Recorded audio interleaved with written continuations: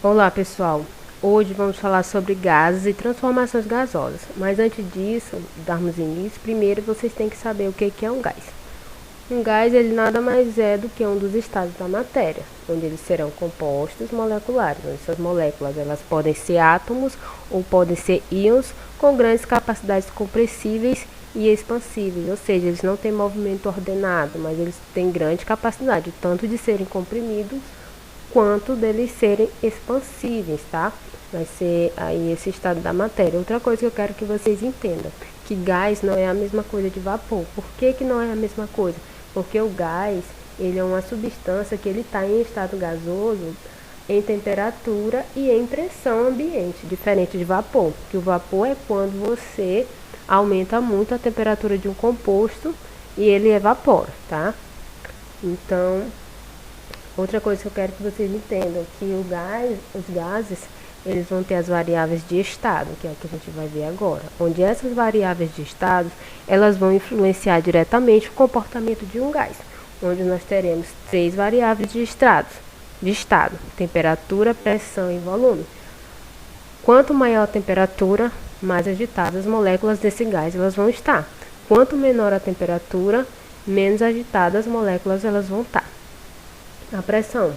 As moléculas que elas vão compor o gás, elas vão exercer força sobre as paredes de um recipiente. Então, quanto maior a pressão, mais força ela vai estar exercendo aqui na parede desse recipiente. Quanto menor a pressão, menos força ela vai estar exercendo. E o volume, como eu falei para vocês, eles têm grande capacidade de se expandir.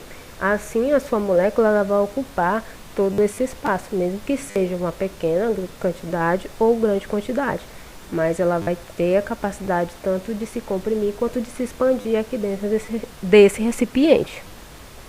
Onde nós teremos 3 tipos de gás: o gás ideal, o gás perfeito e o gás real. O gás ideal são aqueles que apresentam colisões elásticas, ou seja, os gases eles vão estar sempre em movimento constante, essas moléculas.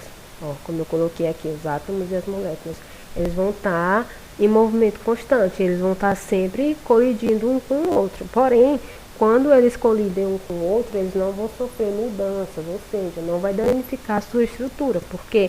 Porque são colisões elásticas. O gás perfeito, ele é um modelo idealizado, muito parecido com o gás ideal. Ele tem as mesmas características de um gás ideal. A diferença vai ser que o gás perfeito, ele vai ser um gás criado em laboratório.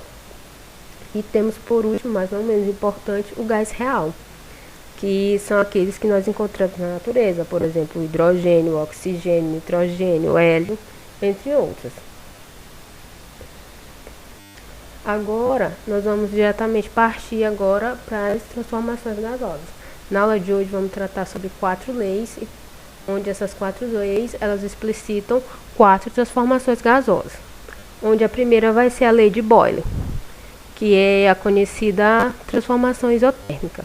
Na transformação isotérmica, quando um gás está sofrendo transformação, a sua temperatura vai ser mantida constante, tá? Enquanto que a pressão varia inversamente proporcional ao volume ocupado pelo gás. Ou seja, quanto maior o volume, menor a pressão. Quanto menor o volume, maior a pressão. Por exemplo, se eu trouxer aqui um exemplo para você de uma transformação gasosa e a temperatura está sendo mantida constante, porque eu quero que vocês entendam. Na transformação isotérmica, a temperatura vai ser sempre a mesma. Se o gás estava a 27 graus no início da transformação, no final da transformação ele também vai estar com 27 graus. O que vai variar aqui vai ser o volume e a pressão. Como assim? Pressão subiu, temperatura baixou. Temperatura subiu, pressão baixou. É isso que eu quero que vocês entendam na transformação isotérmica. Toda vez que eu falar numa questão, a temperatura é constante, vocês já vão saber que vamos estar tratando de uma transformação isotérmica. Para isso, para calcularmos a transformação isotérmica, a gente utiliza essa equação, onde P, tá, pessoal, vai significar pressão e V, volume. Pressão 1 vezes volume 1 vai ser igual a pressão 2 vezes volume 2. Isso para a transformação isotérmica. Vou trazer aqui um exemplo para vocês. Um cilindro com êmbolo móvel contém 100 ml de CO2 a 1 atm. mantendo-se a temperatura constante. Se quisermos que o volume diminua para 25 ml, teremos que aplicar a pressão igual a... Um detalhe que eu quero que vocês saibam, antes de darmos início aqui no nosso exemplo. Em transformações gasosas, o nosso volume ele pode ser dado em ml, ele pode ser dado em centímetros cúbicos, ele pode ser dado em litros, mas o que eu quero que vocês se atentem é sempre na leitura da questão. Por exemplo, nosso volume 1, aqui no caso que é o 100 ml, está dado em ml. Mas, por exemplo, se aqui fosse dado em litros, vocês teriam que fazer a transformação do ml aqui para litros, para poder continuar a calcular aqui quem a gente quer encontrar, que é a nossa pressão. E a temperatura, ela sempre vai ser dada em Kelvin, tá? Não esse é o caso desse nosso exemplo, mas vai ter outros que a gente vai trabalhar a temperatura e ela vai sempre ser dada em Kelvin. E a pressão, ela pode ser dada em ATM, como é o caso dessa questão que eu trouxe para vocês, mas ela também pode ser dada em milímetros de mercúrio, entre outros, tá? Mas esse que é o que vocês mais vão encontrar, é ATM e milímetros de mercúrio. Então, vamos lá para a nossa questão. Vamos organizar os nossos dados. Quem que é o nosso volume 1? Observem que o êmbolo, ele contém 100 ml de CO2. Então, o nosso volume 1 vai ser 100 ml. Quem é a nossa pressão 1? 1 atm, tá? Toda vez que vocês verem atm, vamos estar falando de pressão. Então, nossa pressão 1 vai ser 1 atm. O volume 2, tá? Que ele vai diminuir para 25 ml. Então, 25 ml vai ser o nosso volume 2. E a pressão 2, que é que a gente quer encontrar. Então, é só jogar na fórmula. Pressão 1 vezes volume 1 vai ser igual a pressão 2 vezes volume 2. A gente substitui. 1 vezes 100 vai ser igual a pressão 2, que a gente quer encontrar, vezes 25. Multiplicando. 1 vezes 100 vai dar 100, né? Que vai ser igual a 25P2, porque 25 vezes P2 vai dar 25P2.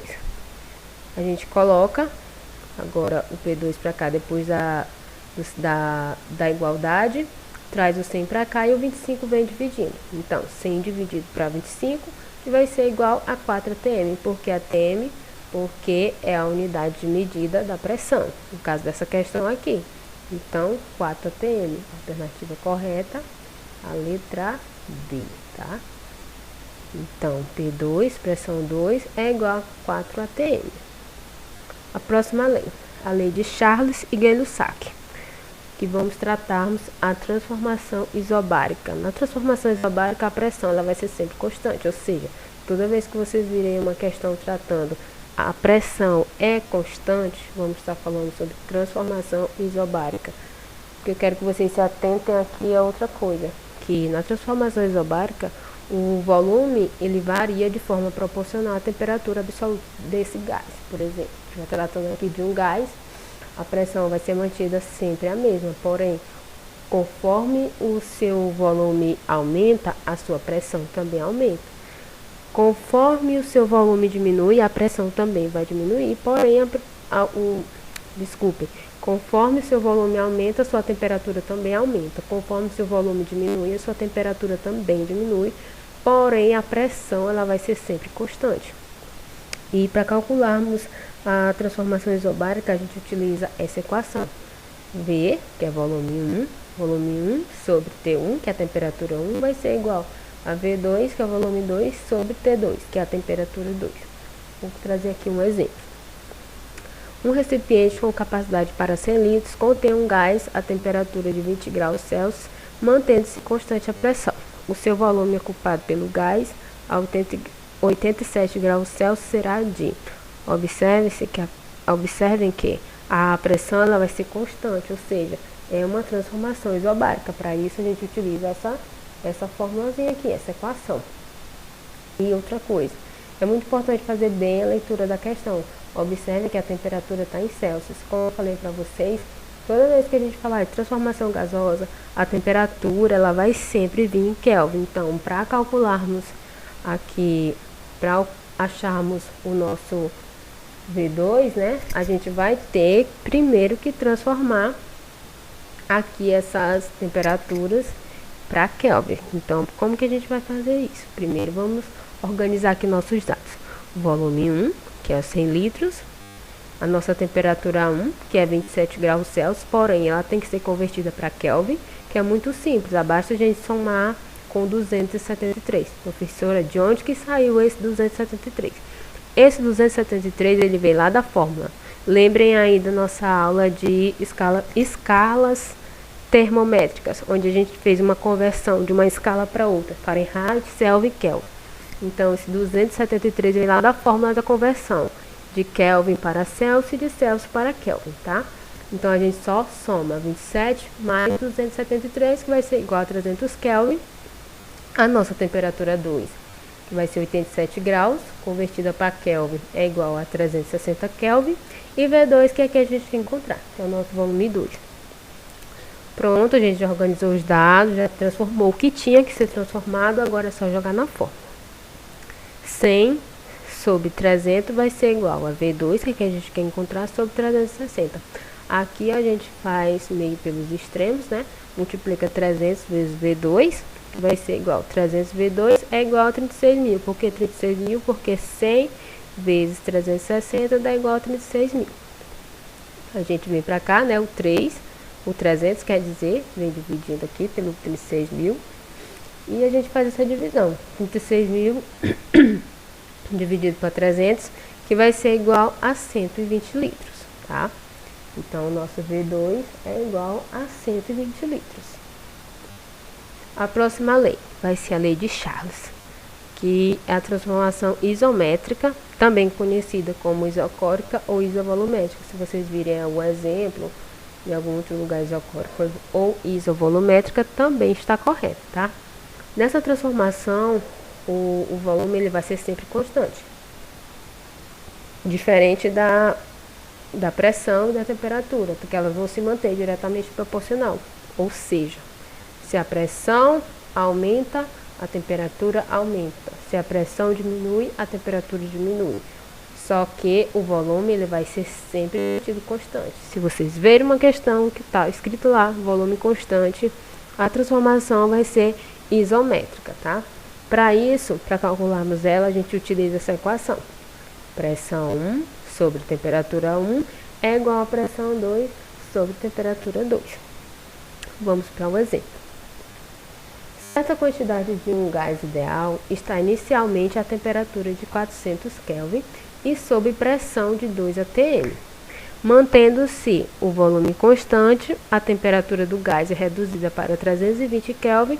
Qual é o valor da nova pressão? Então, é a pressão 2 que é que a gente quer encontrar aqui, tá, pessoal? Observem que, no caso aqui dessa questão, a temperatura já está em Kelvin, então aqui não vai ser preciso a gente modificar nada, tá? É só organizar os dados e jogar na fórmula. Quem que é a nossa temperatura 1? 400 Kelvin. Nossa pressão 1? 2 atm.